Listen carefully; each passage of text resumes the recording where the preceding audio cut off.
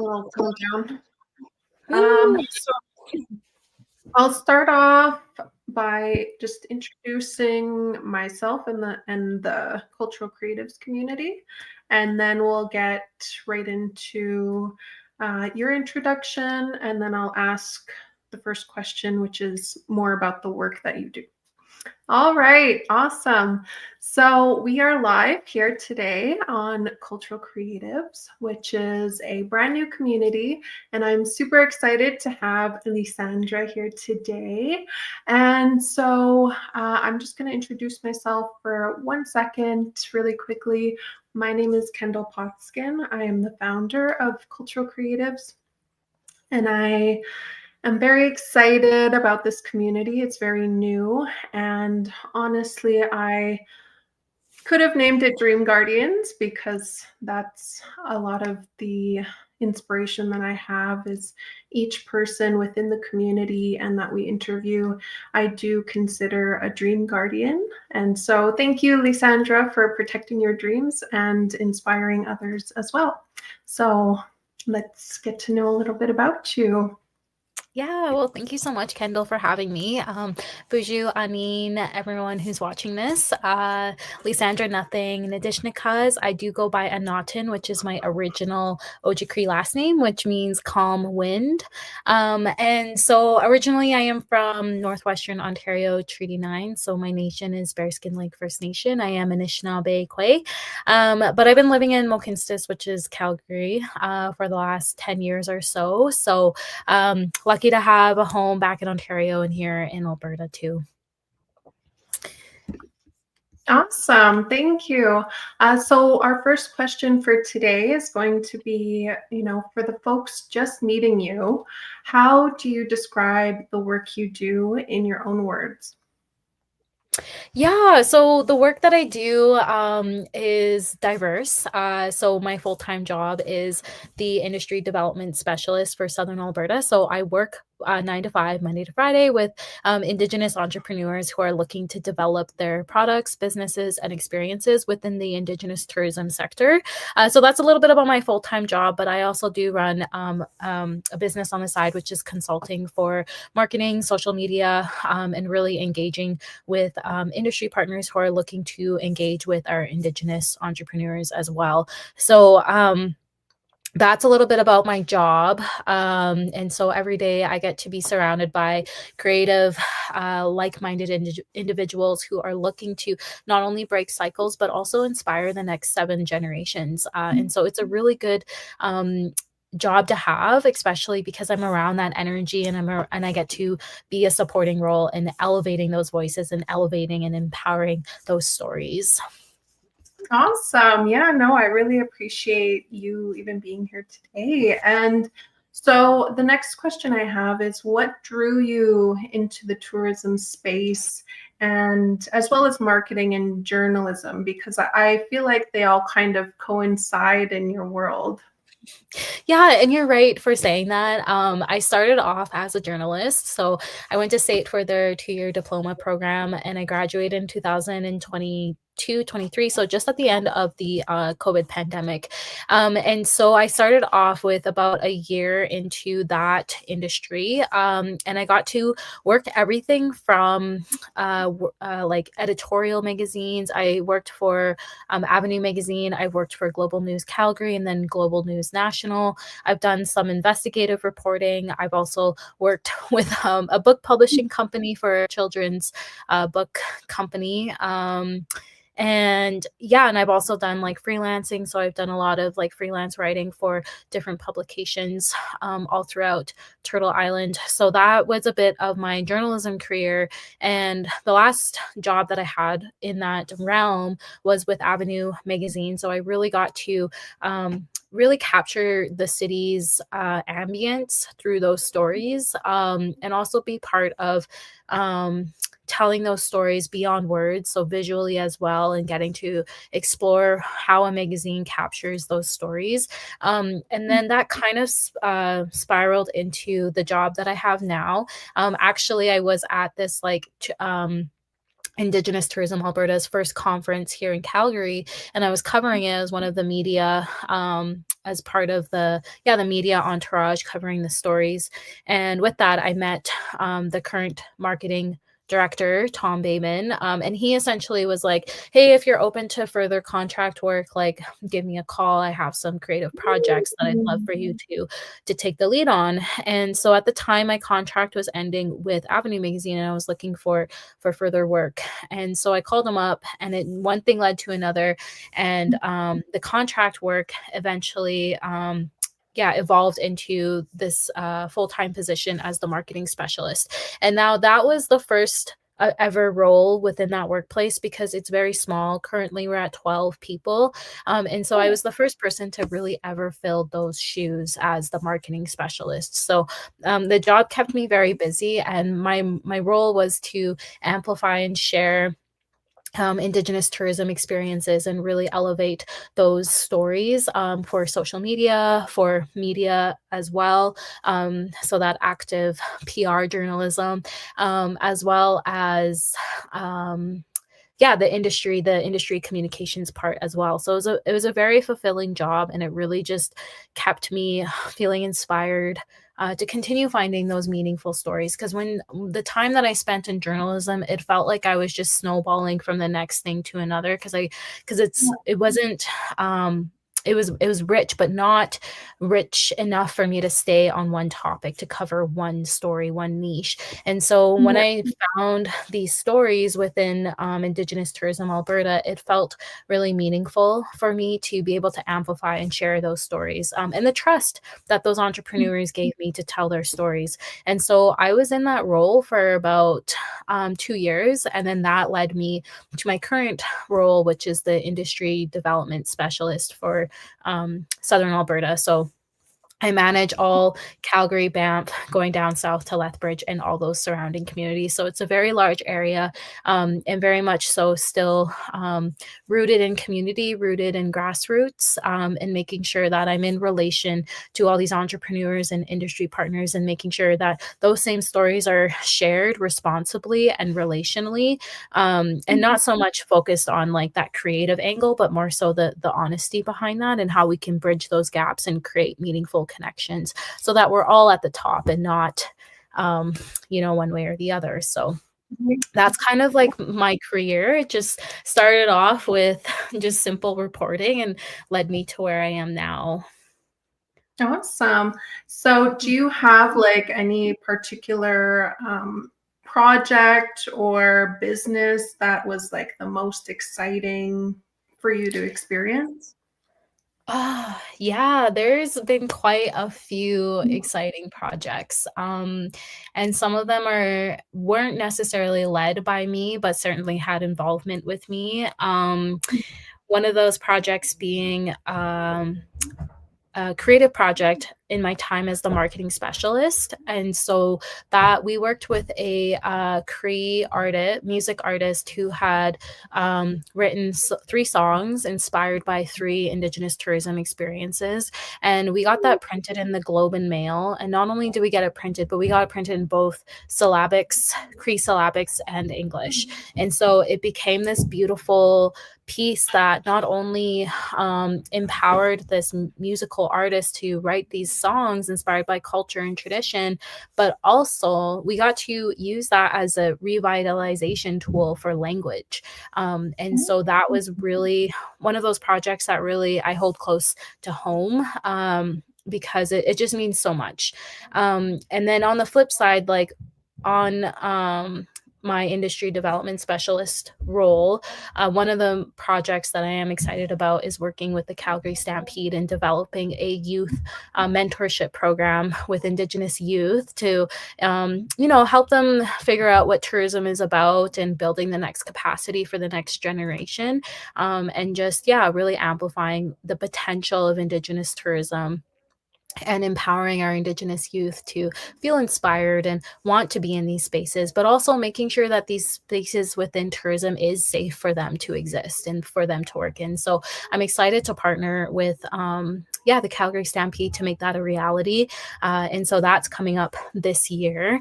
Those two projects really stick out. And another project that I will mention is we also developed a comic book, just a few pages. We've worked with an Indigenous artist who worked with Marvel. And Yeah. so this artist developed three mini stories within the comic book, and they were Indigenous tourism Alberta experiences. And so a couple of those people who were featured was Buffalo Stone Women, so Heather Black, and Keith from Talking Rock Tours. And so not only did we develop this comic book sharing their stories, but also we got to do a voiceover both in their traditional languages and in English. So again, it was, that revitalization of language and culture, and also making sure that we are honoring our, hiring Indigenous peoples for Indigenous roles, right? And so, so being able to work with that artist meant that we were contributing to Indigenous sovereignty in terms of like Indigenous economics as well. So, so these three projects like are meaningful in those ways because we're not only like amplifying Indigenous tourism experiences, but we're also making sure that the dollars that we provide go directly into the pocket of that person or that community, as well as making sure that it's intentional in terms of like preserving culture and amplifying culture as well. Mm-hmm. Awesome. No, those are really exciting. And, for me, I've worked with K-Days here in Edmonton, and I think there's always so much growth within Indigenous tourism, whether if that's like a big event like that. And I believe that Explore Edmonton is also trying to look for those opportunities for Indigenous students to come in and kind of, be a part of the experience and enrich it as well. So that's awesome. Mhm. Do you know the name of the artist that created those songs? Oh, it's not coming to me, but Okay. he's based out of Edmonton, Yeah. If and it does come to I believe his last name is for sure, like, Cardinal. I don't remember his you. last name, though. I mean, his first name. Okay. Well, we can come back to it if you find it. Um, Mhm.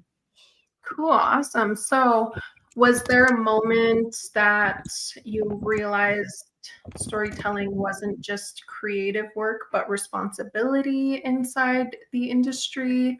Um, and is that, would you say, kind of what pushed you forward from journalism more into tourism? Because there's a lot of stories to be told within our community, within the Indigenous economy overall.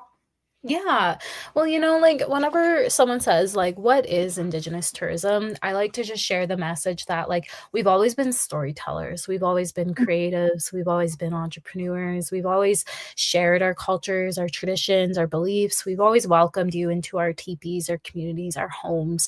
And it's just like we've done that for a time immemorial, but it's like with that two-eyed seeing approach, we now have those words and those tools to exist in that Western worldview. So while Indigenous tourism has always, the essence of Indigenous tourism has always existed in our ways of life, we just now have that bridge and those words, that vocabulary to say that what we've been doing for so long it is in a way Indigenous tourism. And so because that vocabulary and those conversations have come into existence, now the door is a bit more open for us Indigenous peoples to go into the Western world and say, yeah, like these are our stories, our experiences, and these are my creative ideas. And I'm an entrepreneur, I'm a go-getter. And so having these terms and these spaces created allows us to always do what we've done.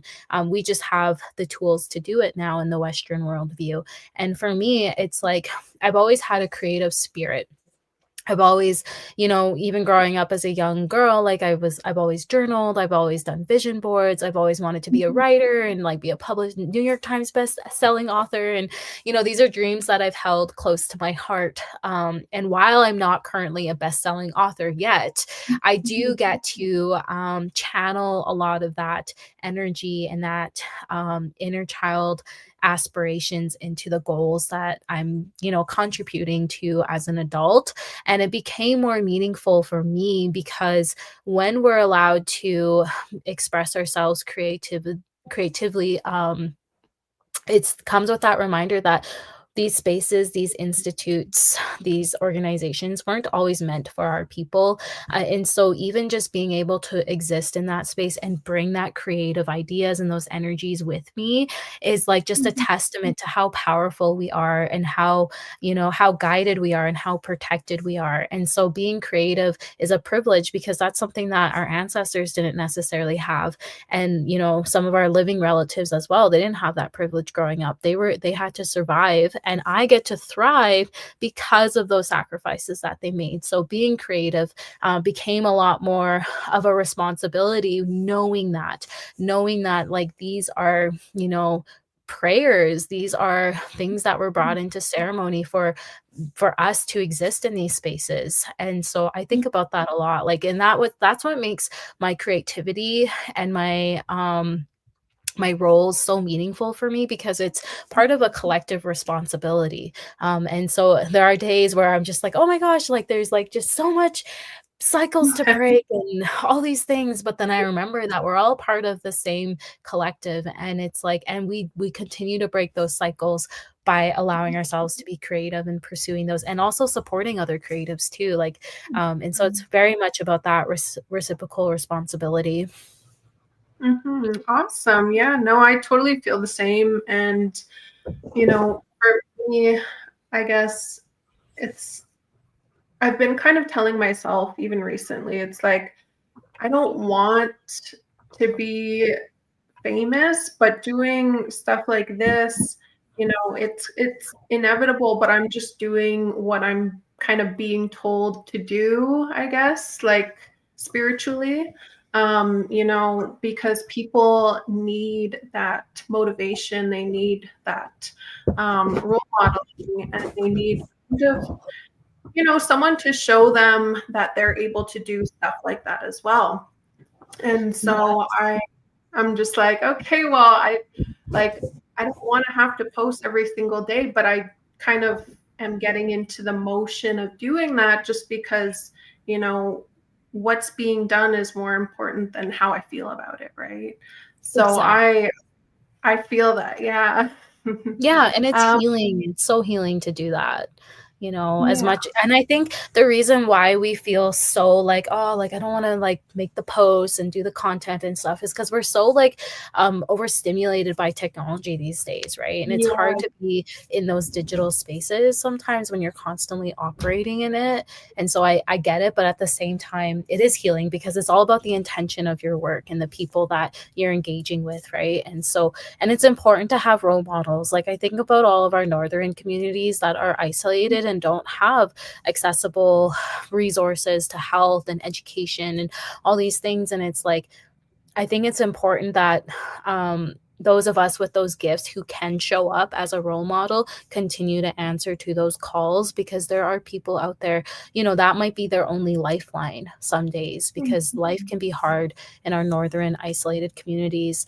And they're just like, yeah, and like they live in those third world conditions. And it's like, so I think, yeah, having good role models on any level is so important and so healing, and it kind of takes away from that pressure to like do it all by yourself. And then also for our urban indigenous peoples as well, I've sat as a chair for the Calgary Aboriginal Urban Affairs Committee, and they work closely with the city council.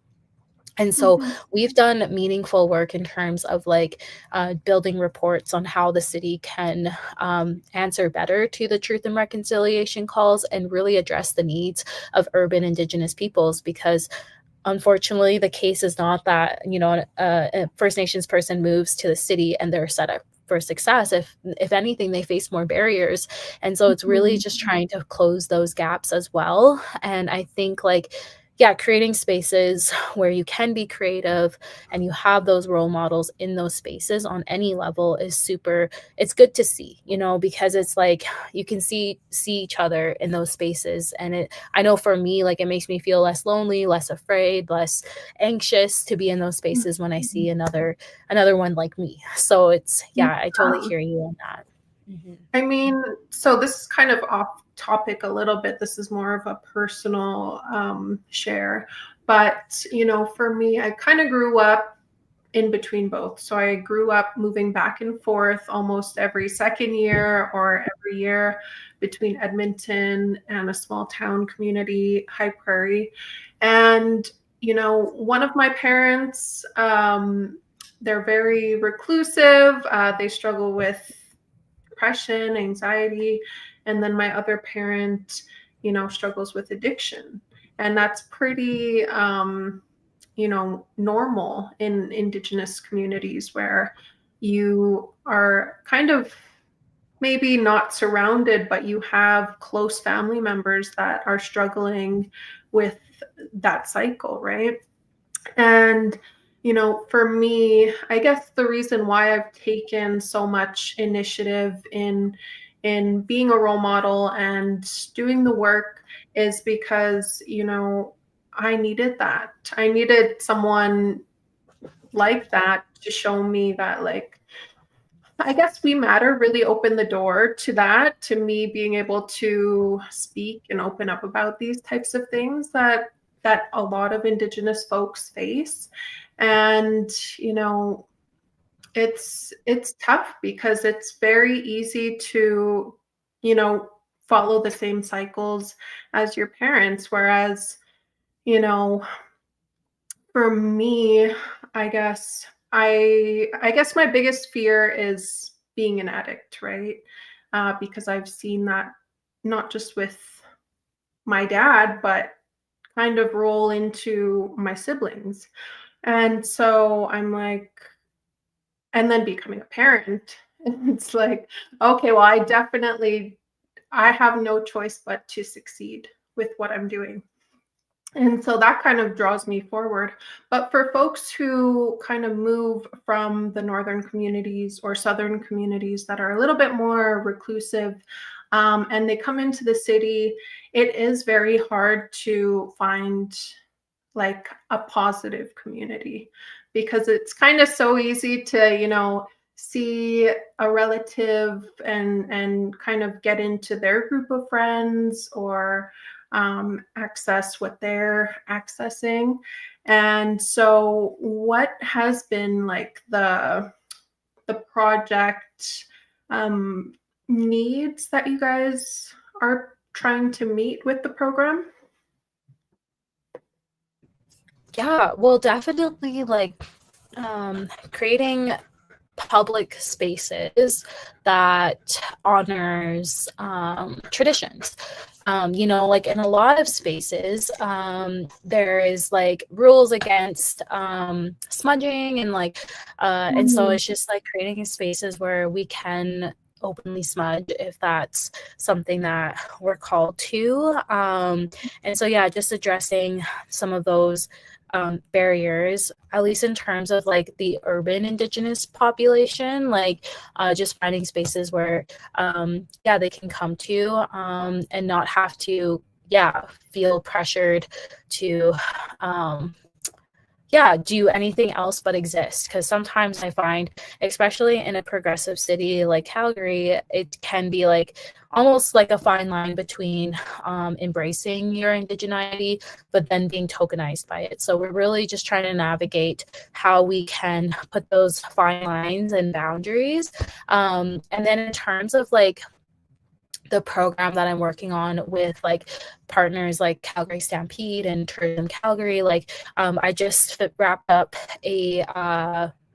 Truth and Reconciliation strategy session with Tourism Calgary, and so they're developing a draft of this report that they're going to impose this year after all revisions have been made. And so that report itself just kind of addresses, again, those urban Indigenous needs. And so we've identified things like having those spaces again that just exist, and not having those barriers in place, but also recognizing that, like, it's not just a one-man team, it's a collective effort. There has to be that community focus, and then also bringing in those Indigenous governance and knowledge systems into place, because sometimes when we talk about two-eyed seeing, it's always the Indigenous person entering the Western world and operating in that space. And so now we're trying to turn the conversation where the settlers, the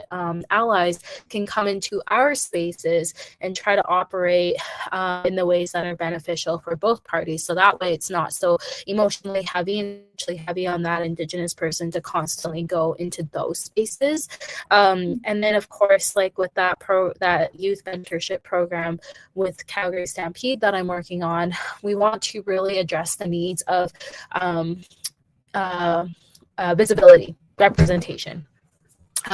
We want to showcase that it is possible for an Indigenous person to succeed in these spaces as well. And because I know in my career path over the last few years, I've always been the first Indigenous woman to, be that writer, that reporter, that book publisher, that editorial assistant, that marketing specialist. So it's like part of my lived experience is being the first in those roles, and it's a lot, and it's like, and it shouldn't be the case like that. I feel like a lot of these institutes and organizations can do better at supporting their Indigenous staff, whether they're contract or full-time, part-time, interns. Like, I think they're just in all three of those spaces, like working with the city, working with Calgary Stampede in the tourism sector, and working within that tourism hospitality sector. I think some of those barriers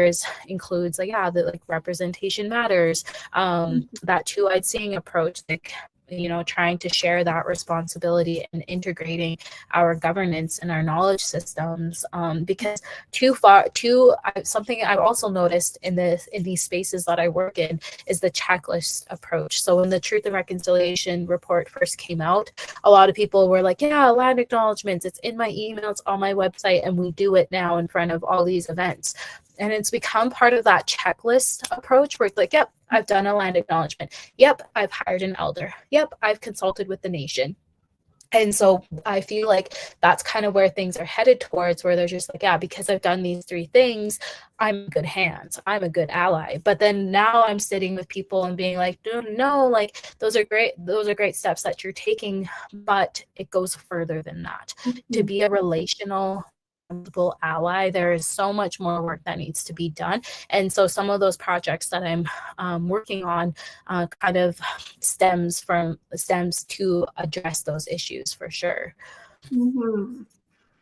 Yeah, no, I totally understand. And with that, I feel like Indigenous time and colonial time are totally different, because when it comes to, protocol, when it comes to an event or knowledge sharing, like, it takes time. And, when an elder is speaking, you can't really rush them, right? And so it's like, let's say, for example, I'm working as the education coach within the school system. So a teacher will email me and say, hey, I need a teaching on this subject, and we're talking about it tomorrow. And it's like, okay, well, usually we would have a knowledge keeper come in and share that with you. But considering the timing and, we can't really it's totally different. Plus we have to offer protocol. Plus there are things that we need to do in order to share these teachings, but we can't rush it. Like, this is not, I guess we're kind of following a more natural rhythm of time and space. And then, colonial time is very like, I need it now, I need it done. Like, I just need I need to hit the KPI, right? Yeah. Yeah, definitely. And that's something that I continuously try to remind people of is like we're working on two different timelines right now. And it's like, and that is the whole point of building relationships is taking the time to sit with each other, visit, and go beyond go beyond an email and have a coffee together. And so that's something that I'm continuously like trying to engage a lot of our non-Indigenous partners and industry related professionals to try to remember. And I sense now that sometimes they realize that and they're like, oh, but how do I slow down? How do I reach out to an elder and ask if they'd like to go for a lunch? It's almost like they're timid, afraid to reach out. And it's like I can see that their intentions are there, but they're a bit shy, a bit scared to reach out because they don't want to step on anyone's toes. And it's not familiar in their worldview to engage on that level. But I do like there are people who come to mind who have like said, okay, like this is the only way to build relations with elders. And so I've seen them start off with just showing up at community events, powwows, marketplaces, things like that. And that's just led them through the doorway of building meaningful relations. And I can see how it's impacting their workload, their work environment for the better because they've intentionally slowed down to build those meaningful relationships. And it's just like, yeah, I would say that's like probably the only barrier is just saying let's go for a lunch, let's meet in person, let's visit. For sure. So tourism often sells an experience. So how does Indigenous tourism impact Canada's national tourism as a whole? And where do you see the most growth? Where might you see some gaps to be filled? Yeah, that is a really good question. So I have some facts here that I'm going to read up. One of the most interesting things that I've found is that Indigenous tourism is, of course, like community focused. So my workplace in particular is membership based. And so that just helps us with certain funding requirements, but also with numbers as well. And so not only are we community focused, but we're industry driven. So we work with other organizations like Travel Alberta, Tourism Calgary, Destination Canada, Explore Edmonton, and other destination organizations towards the same goals, the same gaps. And so a fun fact about Indigenous tourism is that 1 of 3 international visitors that come to Canada are actually looking for an Indigenous tourism experience. Oh, And that's wow. yes, so it's a huge economic opportunity for a lot of our communities and our entrepreneurs. And so they're always looking, those international visitors are looking for an Indigenous tourism experience because it's an experience that usually means slowing down. A lot of visitors who come to our country are looking for those intentional experiences to bring home with them. They're not looking for those group bookings or those busy season, busy experiences. And so when it comes to, like, say, for example, you're a visitor and you're looking to go to Banff, most likely they're also looking for those meaningful experiences that make their time in Banff slow down and not just rushing. And so by 2026, we're looking at a revenue of $293.5 million as a country. Yeah, and then for GDP contributions, it's estimated that there'll be $143.3 million by this year. And then in terms of like job opportunities, there's an estimation across or at least in the province, of 4,000 jobs that could be made available through Indigenous tourism. And so when we look at the GDP impact as of 2023, Alberta, Indigenous tourism within Alberta has contributed around 600 million. And so, yeah, so not only do we have those 1 in 3 international travelers interested in Indigenous tourism experience, but also 62% of Canadians say that they're likely to book an Indigenous tourism experience. And I think that's because all across the board, people are looking for connection. And that is what Indigenous tourism is all about, is providing connection to land, to self, to identity, to your ways of knowing and beliefs, whatever that may be.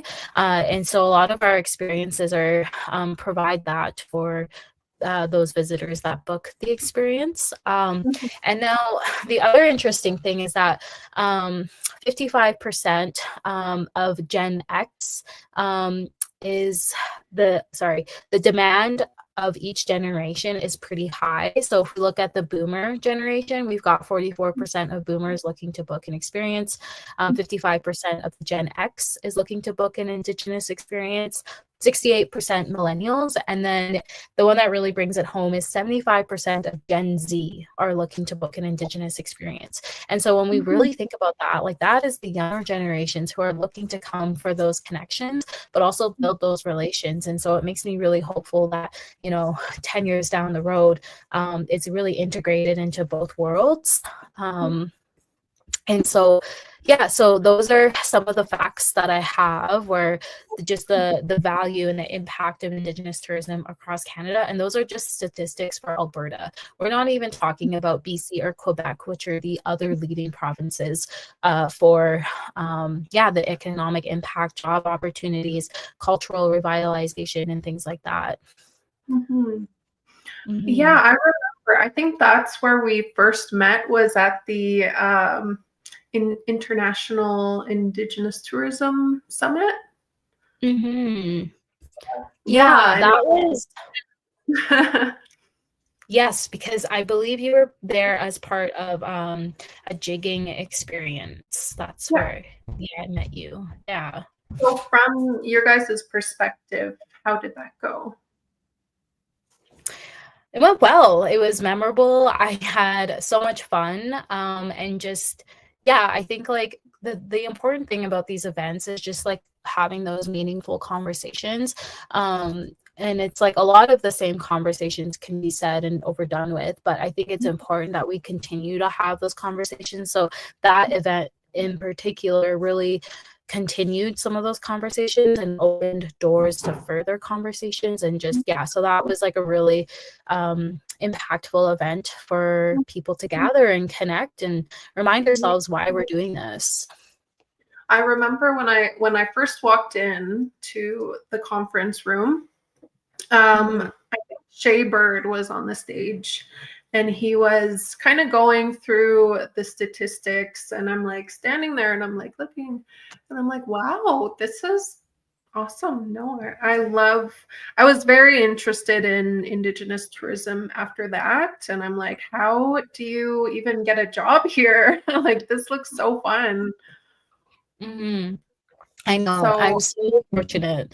And it's like we're only growing even more and more as we continue to identify the gaps and the funding opportunities. And so, and like ITA has only been in existence since 2017, and that also a few years were taken off of that because of the pandemic. So we're still very new, and I think that just creates more empowerment for our organization. So, what would be for any Indigenous, folks who are starting a business or want to get into tourism, what would the process for that look like to be a member of ITA or receive the, I guess, support that they need in order to get into the space? Yeah, so of course, like, it all starts with yourself. Like, if you are an entrepreneur and you're looking to start a tourism experience, and the the unique thing about Indigenous tourism is that we go beyond experiences. So if you are a service provider in that, like you own a transportation company or looking to start one, or you're an artist and you create art and beadwork, or you're a fashion designer and fashion is your thing, or you are a traditional dancer and you want to provide showcases, or a drummer, or if you are in accommodations, if you own a glamping or you want to start a glamping business or a cabin business, or things like that. Really just identifying like what your business is, and of course, like, we want to say yes to everybody. There's never hardly a time that we say no. And you can apply for a membership online on our website. The only requirement is that your business be 51% Indigenous owned, and we do ask for your identity roots, just to ensure that when we provide funding opportunities, you do meet that eligible requirement.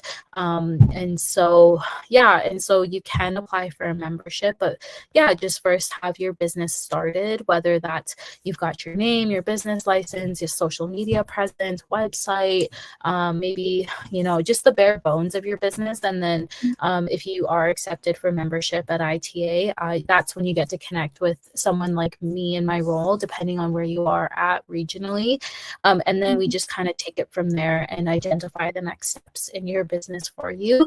ITA does offer cultural programming. So we offer, business programming, I should say. So that's strengthening our roots, which looks at the roots of your business and really tackling some of those things that you're missing, as well as Six Senses, which is our most valuable program, because that's a 6-week program where you're working with top industry Indigenous experience providers, and they're working with you one-on-one to develop your experience. And your experience could look anything from having tea in Bannock with an elder and you're sharing creation stories, or you wanting to do a medicine walk. So it's just the experiences are diverse. It's really just identifying what you want, and in that Six Senses program, you get to build that out further. And that's kind of what pushes you from being in development to market ready. And at market ready, that's when you start to get included on our marketing campaigns. We start pitching you to media, and we start integrating you on our social media channels. And so it's kind of like a collective effort to get your business evolved, but that's what we're here for. It's my job to help your business get to where you want it to be. And it's part of marketing's job to market your business so you continue to be successful and make a profit off of your experiences. And so that's a little bit of how you can get started as an ITA member, is just applying for that application, and then making sure that you do have a business already established or started. And Awesome. Cool. So we're going to move on to storytelling and journalism. So in your experience, what is the process of developing and delivering a story, and how do you find your key message?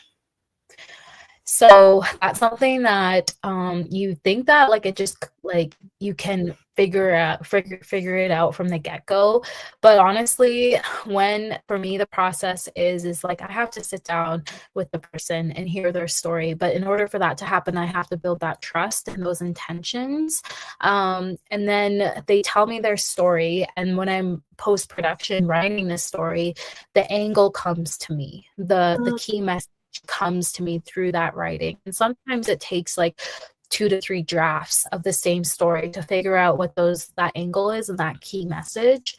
But really it is, storytelling is also being a good listener. So and sometimes that's a skill that you have to continue to work on and evolve. But luckily for me, in my cases, I've just been able to right away just pick out, oh, that was a good quote, or what that person said, I'm going to ask a further follow-up question.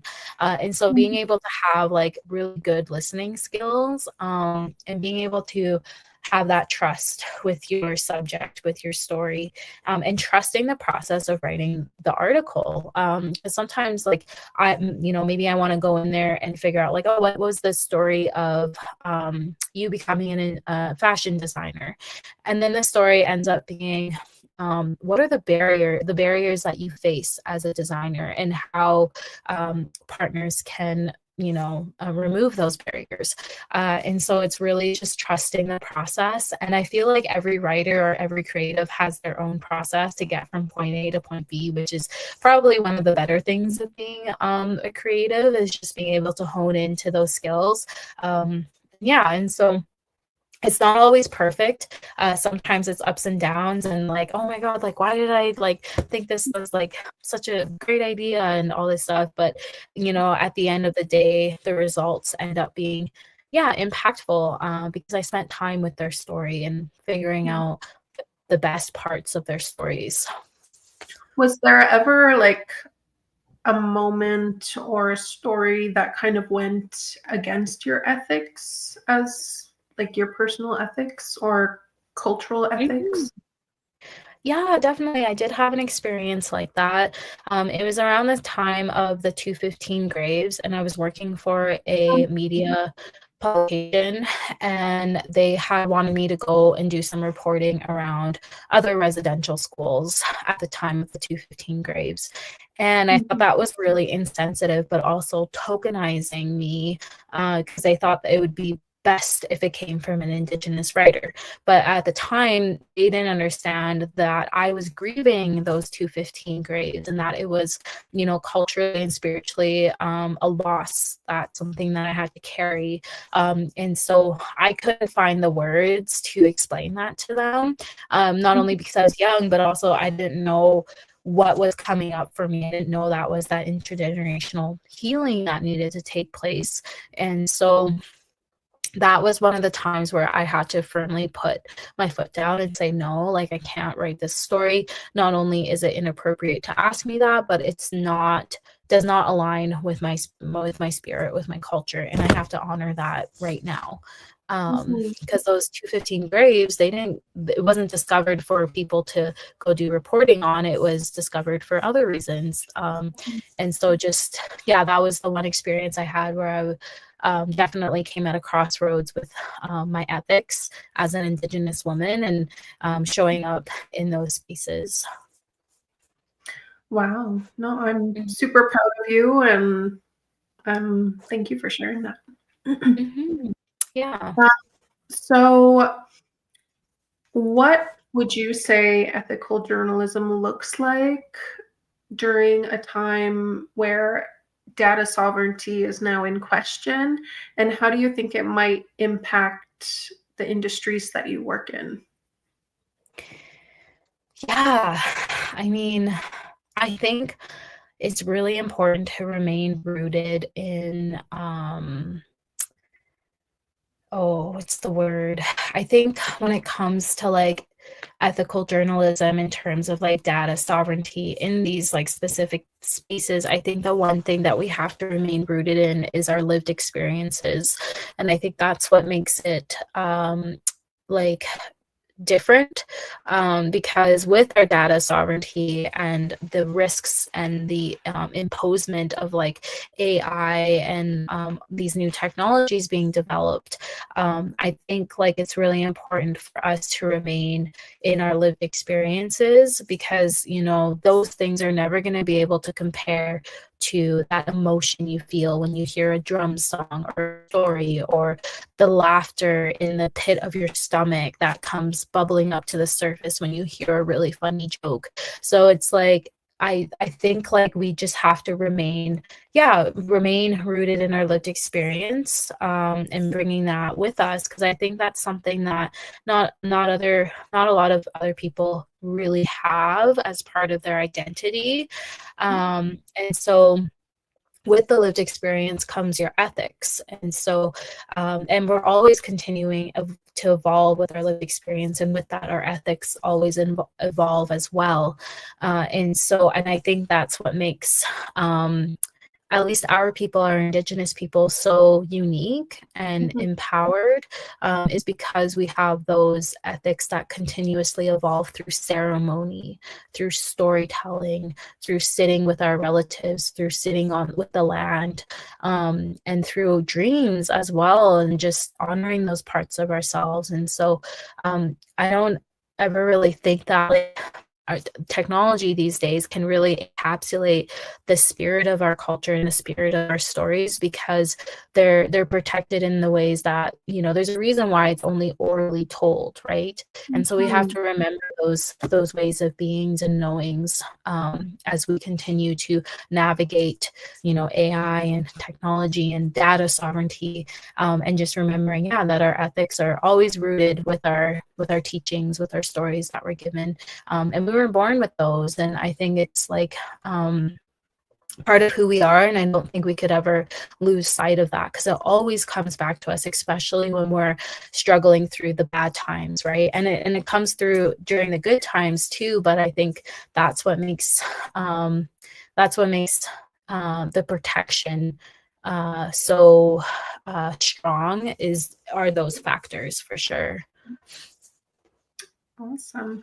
Yeah, no, I just I think you lit a light bulb in my mind where it's like, yeah, you know what? I noticed when looking at, let's say, for example, because I'm in Edmonton, Fort Edmonton Park, they can have every story on as an experience, but you can't really experience that humor, like you said. Like you can't really experience that firsthand experience of being Indigenous just by going to an experience like that, unless you're actually being led by an Indigenous tourism, someone who's Indigenous and they're guiding the tour. But yeah, I think, and that's been another issue, you know, for us and our family, because we've done a lot of work in entertainment and in storytelling and keeping the culture alive here in Edmonton, the Métis culture. Our dance group is actually having our 40th anniversary this year, so it's been quite a while, and we've kept the culture going strong. And one thing that we noticed within like Fort Edmonton Park is that they, for a long time, and they've changed this over the years, but for a long time they didn't have Indigenous folks telling the Indigenous stories, but they had them dressed Indigenously. And it was really upsetting for a lot of folks in the community. And I remember one day my grandfather and I were in someone's office. I believe it was after an event, and I think we came to pick up a check or something. And this woman, my grandpa was questioning her, and he was like, you know, another thing to add on to that is that Indigenous people built this Fort Edmonton. They, you know, did the walls, they did, like, they basically built majority of Fort Edmonton Park, um, even when it was like just a tourism spectacle, I guess, in a way. And so having non-Indigenous folks kind of taking those jobs to him was an issue as well, and not doing it by hand, because we have a lot of like, you know, technology. We have like all these different mechanical vehicles that can do the work more easily, I guess, and just not staying true to those roots that, you know, Fort Edmonton was built upon. Mhm. So that's just a Yeah, little. and that's Yeah. And that's the other issue too. It's like, representation matters. Like we were inaccurately represented in the wrong spaces for the wrong things. And that's been so harmful. And the impacts of that, of unraveling that and trying to heal that is heavy. And it's hard emotional, spiritual work. And that's something that I try to always include when I do my cultural awareness facilitations, is just reminding people that the Indian that you see in the textbook or in the museum is not like accurate in today's reality. And so, and then that's also another huge learning, like eye opener for a lot of our allies and industry partners. Mm-hmm. So, my next question. So I think we kind of talked about this. Do you have any other interests or projects? I know you mentioned that you do plan to be an award-winning author. Is there like a specific genre or like, you know? Yeah, well, projects for me personally, I want to work on this nonfiction book, actually, just discussing currently there's like maybe 2 publications around working with Indigenous peoples in media. And so because I do a lot of cultural awareness facilitations and a lot of consulting, I think I would like to write a book about that, about the lived experiences of myself and other people, and just put it into this digestible book for allies to rely on as a resource, as a toolkit. Because while I do get to operate and share that knowledge in spaces and booked session, I feel like it could be a lot more in depth and not just like surface level. So I would really like to manifest that project into reality, and see what that looks like. And and I would always stop myself. I was like, oh well, I have to find an agent, I gotta like find a publishing deal. And then it wasn't until I spoke with a self-publishing author that was like, if this work is so important to you, you'll find a way through, even if you end up just self-publishing it. And so I thought that was like a really good eye-opener too, that like I should, stop looking for excuses and just do it, right? And so that's a project that I'm wanting to nourish a little more. And yeah, and then I think also just continuing to like build out my consulting and marketing business as well, and finding opportunities for that to grow. Awesome. So,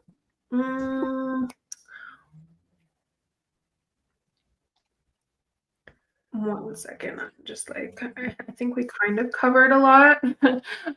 So what kind of marketing campaigns do you use for ITA, and which have you found to be more successful? Like, let's say, there's email campaigns, paper, like magazines.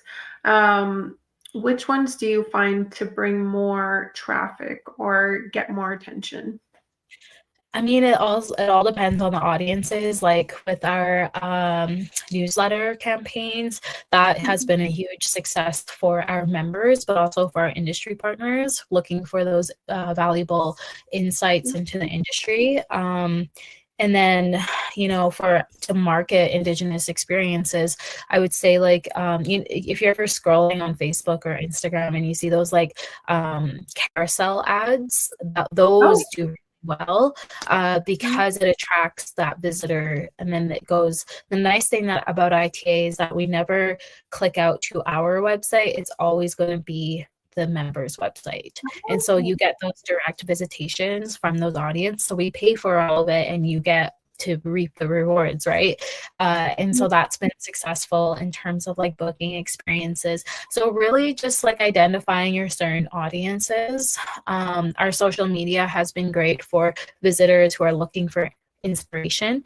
We like to call them curious adventurers. And so those are the individuals, and you might identify as one too, that is the kind of a go-getter, independent, and maybe they'll travel with a friend or a partner, and they'll just get curious and like kind of book things on their own and not really do it through a third party. They'll just get on and do it.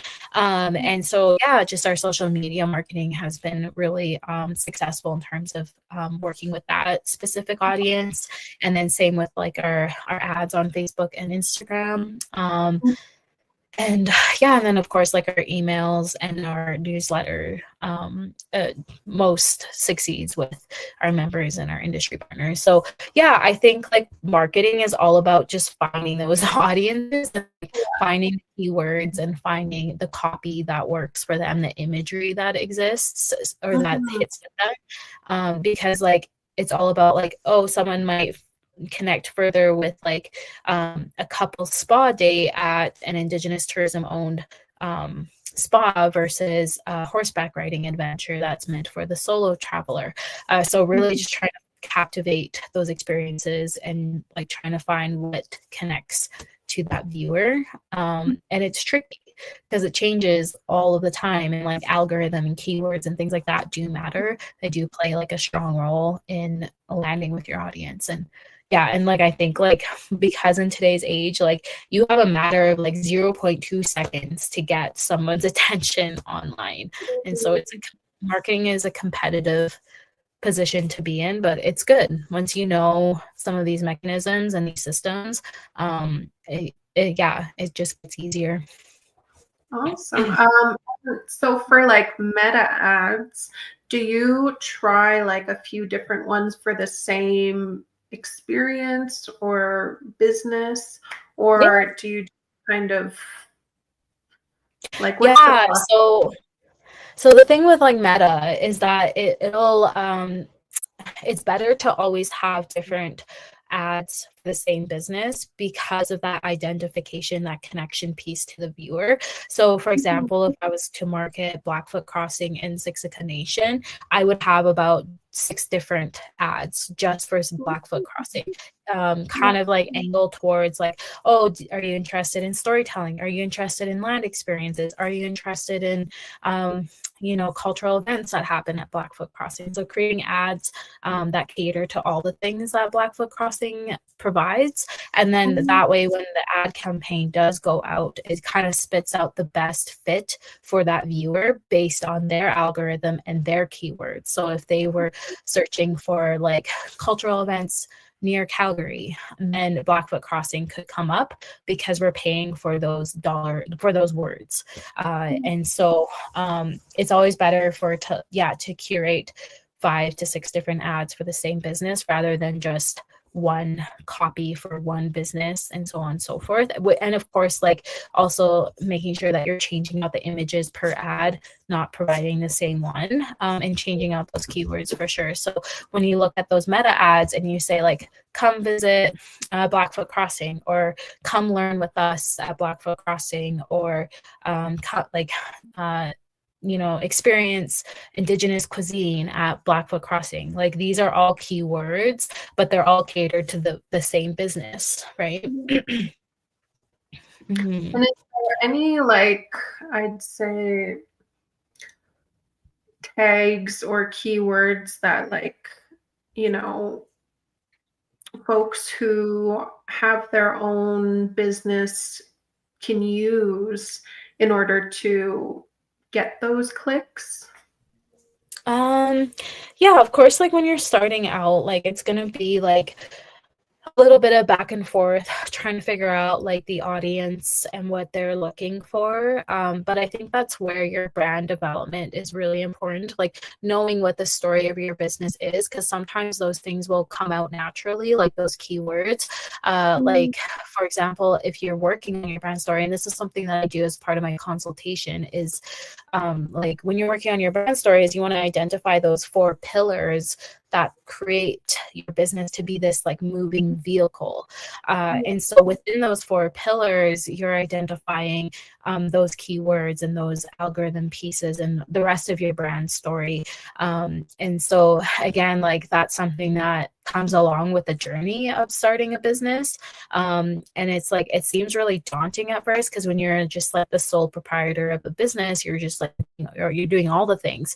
But the more you develop your brand story and the brand of your business, the more these things just naturally come to fit. And so it seems daunting, but it naturally comes. It's part of the Mm-hmm. process. Yeah. Cool. Awesome. Thank you. Mhm. So how, okay, wait. So if someone wanted to market their business, do you have any more tips for them in that sector?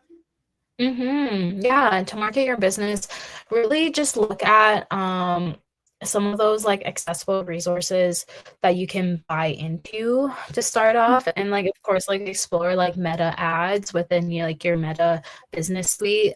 That's a good place to start because it really is a hands-on process. So meta will walk you through your growth, your analytics, and spit out those reports for you. But also when you're marketing your business, a lot of it is like word of mouth, like letting people know that this is your business, and showing up in those opportunities in those spaces. So like marketplaces, and just like really building a community of other business owners and just like getting your business out via like word of mouth. You could also even start even smaller and just do like QR codes online. Social media is a huge helper in those ways too, like creating your own content around your business. Mhm. And then yeah, just really, and then when you're ready to and you feel like investing further into your business, really reaching out to those agencies of like, it could be a social media agency, it could be a marketing agency, it could be both, but really just finding out the agency that works for you and your business. That way they can take some of the workload off, but also further help you build your business out. But that's like a step that not many really take right away because they're still investing in building out their business for sure. Um, Yeah. and like when it comes to marketing too, really like figure out like your brand colors, figure out your brand font, figure out those little details. While they may be little, they actually really like make a difference because those are the visuals people are going to remember, and those are the staples that your business is going to be well known for. And so investing into your brand colors too, and making sure that like your content or whatever aligns with those colors and that font. And so it kind of becomes a tedious process, but it's well worth it when it comes to marketing your business. Mhm. Yeah, for sure. And yeah, I didn't know that you have your own marketing um, business. So if other folks wanted help, would they be able to come to you if you? Yeah, they can definitely reach out to me if they'd like to, yeah, just have that one-on-one consulting or coaching session on figuring out the first steps or the next steps of your business. Yeah, like mainly like what I do is I try to support some of that marketing aspects to your business, and that includes like social media and PR and things like that. And I also do like services on like developing your brand further, and things like that. So yeah, if people are looking for a helper, an advisor in those ways, they can definitely reach out to me, like through email or on Instagram. Instagram is more like probably the best way to reach me the soonest. Yeah. Mhm. Okay, awesome. You might hear from me. Just kidding. Amazing. Yeah. um, yeah, when I can afford it. So might be a little Yeah, and that's while. the other thing is I do like a pay per rate, so like whatever is affordable for you. Like we work on because the whole point of my business is to amplify Indigenous entrepreneurs and like removing some of those barriers. And so yeah, that's something that I want my services to be accessible. And it's like yeah, at the end of the day, making a profit is the goal, but also supporting one another in these spaces. And so yeah, that's something that I figured I should probably put out there. I Yeah, know oh price. yeah, that's good to know. Um, Mhm. okay, and so two more questions. Um, the one I'm going to start out with is, what does intergenerational wealth mean to you? Oh my gosh, what a great question. Wealth, wealth is such a big word. I think intergenerational wealth is not having to worry at the end of the day, like being comfortable with your lifestyle and not having to like uh compromise on your lifestyle. So like being able to financially have wealth in terms of like having your bills paid, a roof over your head, and you have money for to support your children, your business, and invest into like social activities and things like that. So definitely like that financial comfortability to afford your lifestyle, but also intergenerational wealth is having abundance, knowing that like you don't have to fight tooth and nail to have a certain aspect of your life fulfilled, whether that's like culture or like materialistic or things like that. Just being able to be in comfort with your lifestyle for sure, for wealth in all areas. And also like thinking about like the next generation, like ensuring that you're breaking those cycles so they can have the same wealth, if not more, having the opportunity to go to school, having the same clean home, having a role model, a mentor in their life. And so I think that's also what intergenerational wealth looks like to me too.